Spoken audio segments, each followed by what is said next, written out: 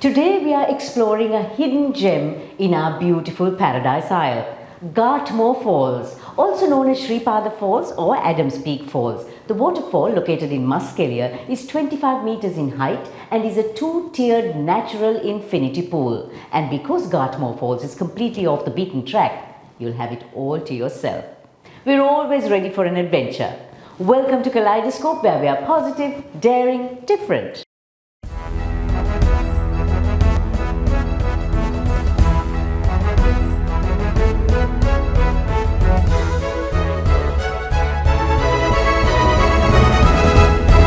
A huge thank you to our partners Srilanka Life CDB, The Daily Morning, Park Street Gourmet, Park Street Wines and Zip Sip. You're indeed amazing partners to have. Kaleidoscope is on YouTube, Facebook, Instagram and LinkedIn. And if you like our show, don't forget to subscribe and follow for weekly updates. CDB Hybrid Leasing. Enjoy exclusive interest rate and much more for hybrids, plug-in hybrids and EV vehicles.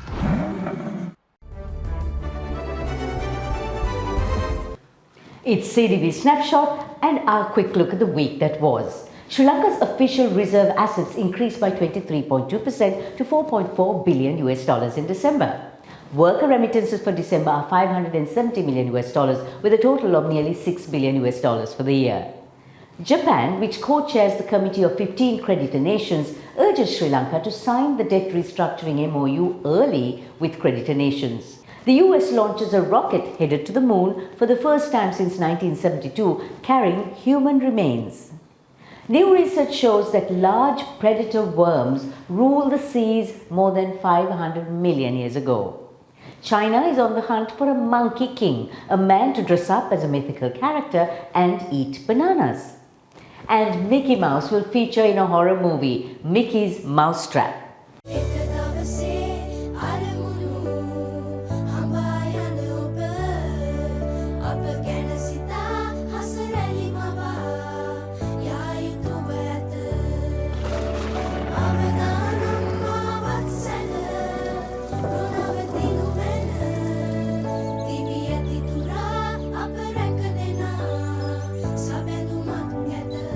You focus on your goals. We will take care of the risks. Srilanka Life.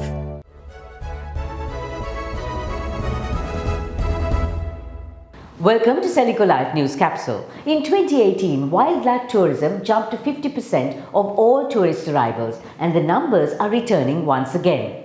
But etiquette in the parks has gone out of the window and animals are being increasingly harassed. And that too in their very own homes. I had a chat with Chandika Jayaratna, a wildlife specialist at Jetwing Eco Holidays, in the hope we can learn a thing or two on how to behave on safari. What makes people behave the way they do when they get into parks? It's become a trend now, this whole, you go to a park, take a picture of a leopard, put it on social media, get likes. It's slowly becoming a trend. And this is what's driving people to go there and take pictures and get likes on social media. There's the good side of it, the bad side of it. Yes, parks do need visitation. When parks are closed, other things happen, poaching, things like that. People do need to go into parks and, visit, and people need to go on safari. There are certain aspects of people, who are going there for the wrong reasons and, not following the rules. Certainly, it's just about getting the shot.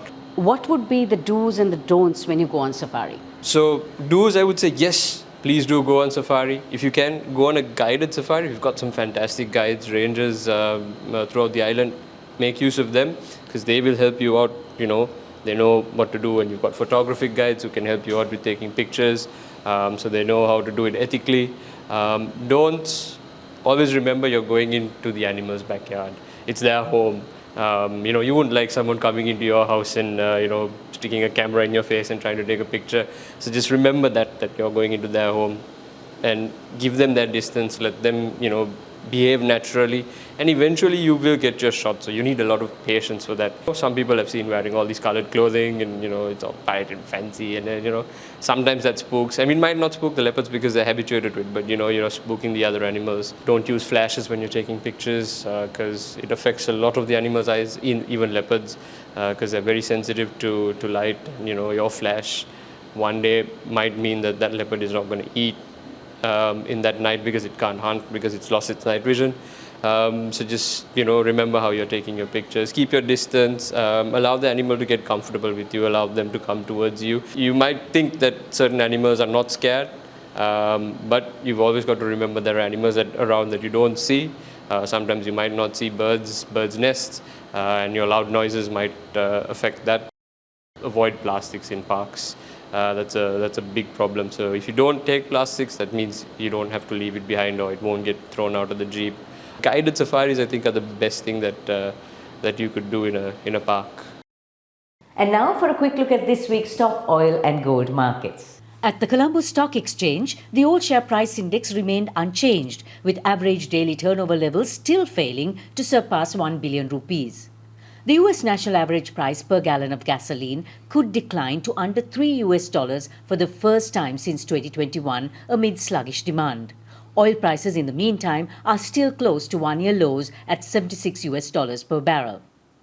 Gold prices have been under pressure in the first week of January, with a 2% drop, with the $2,000 per ounce level being tested. Dubai will soon have a series of hotels for dogs. My Second Home is the one for bigger doggies, while Little Jim's Dog Hotel is for the smaller fur babies. Check out the stars who strutted the red carpet at the 81st Golden Globes last week, keeping the glitz, glam and bling well in style.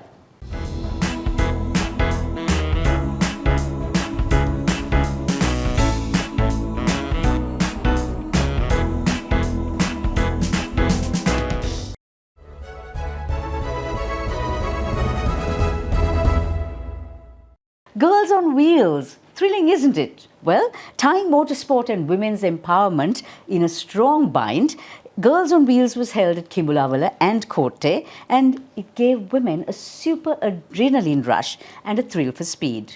Georgina Vijayawardena is the very first person to have a podcast and interviewing various motorsporting greats from around the world. She's a motorsport enthusiast, she's a broadcaster, producer and media director, and of course the brainchild behind the project of Girls on Wheels. And she's on Kaleidoscope. Let's talk today because I wanted to ask her what exactly fuels her drive to get more women into the motorsporting industry.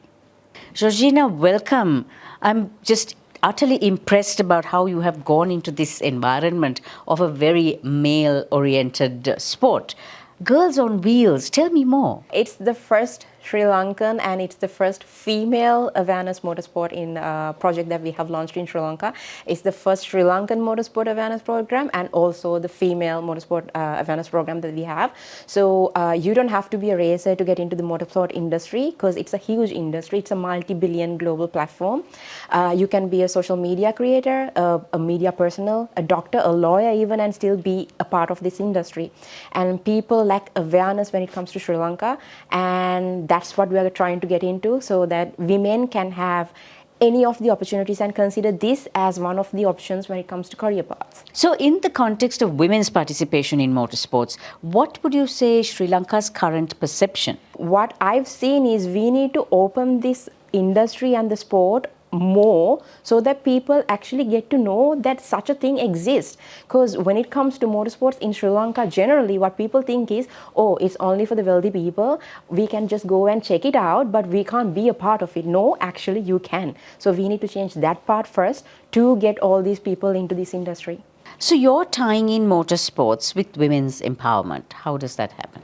I do a motorsport podcast and I'm the only Sri Lankan who interview all these people from Formula 1 to NASCAR to IndyCar, and I have two hosts from London. All these high-profile individuals that come over, from Mario Andretti from Andretti Sports to Matt Gallagher to Jos Capito, he was the former team principal for Williams F1. All these people, majority of the people, they have two common questions. They don't know we exist, like Sri Lanka, what it is, or if they'll be thinking that they're assuming that we are a part of India. So in all your chats with these people who are all global greats in the field, in the industry, what are the main things that you have gleaned? One of the best things that I have learned from them is talk your way through. You don't have to have qualifications unless you're going to be an engineer, a doctor or a lawyer to get involved in this industry. So some of the high profile people who came over, they are from normal, humble backgrounds. They are not wealthy, rich people, and still they manage to be a part of this industry and become wealthy, rich people through their talent and through the way that they handle all the communications. So it's about giving a chance to people who has the talent to get into that sport. Do you think women should be treated differently? No, they should not. Because the best example is Michelle Morton in 1982. She won the Group B Rally Championship, and she was a head-hard woman who was, I mean, in 1982, it's even more male dominant at that era, and she still managed to win that series. And if she was treated, I think she was treated way worse than being treated like a woman, and maybe that's because of that itself she won it. But if she was treated differently, then I don't think you get that drive when you're doing it, because you need to feel like you're a part of that pack. You need to feel like you are a part of the same breed that you're going through. But there's a difference when it comes to fitness and diet. When it comes to women and men, of course, you need to treat them differently because our anatomy, our bodies are different. Georgina, what needs to change in Sri Lanka for women to have more access to motorsports and to get into the industry? Consider it as an industry, as a career path. Just like we are promoting other sports, you need to add this into a curriculum as well. We think, architecture or civil engineering or mechanical engineering is the thing. But no, there are so many others varieties like thermal engineers, the liquid engineers. We have never heard of such things, but there are. So it's immense. The opportunities are immense, but we need to start from our school because that's where we start to learn things. We learn our opportunities and stuff. So we need to include that into a curriculum, at least to show them that there's such thing exists. More power to you to drive what you want to do. Let's drive the change.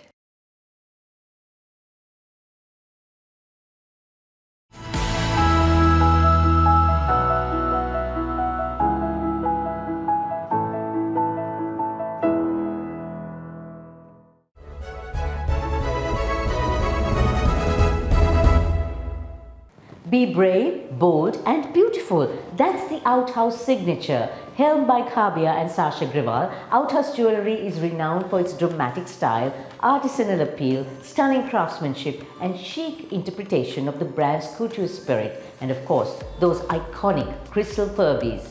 Outhouse's impeccable artistry is now at the Design Collective. And on Life in 60 Today, co-founder and creative director Shahili Gomez McCoy, who is the mastermind behind the Design Collective, explains how Outhouse fits in with the concept of this multi-brand fashion concept store.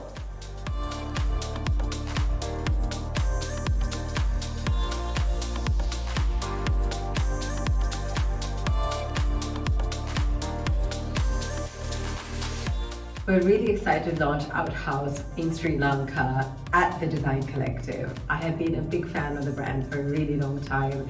Kavya, the co-founder, has been so great to work with. I'm very excited to have these statement pieces in Sri Lanka.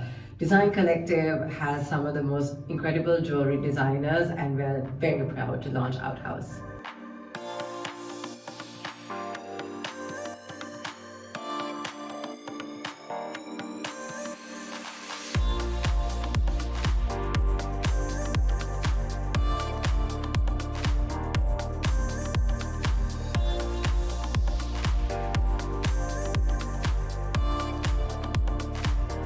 Have a great weekend and let's catch up next week.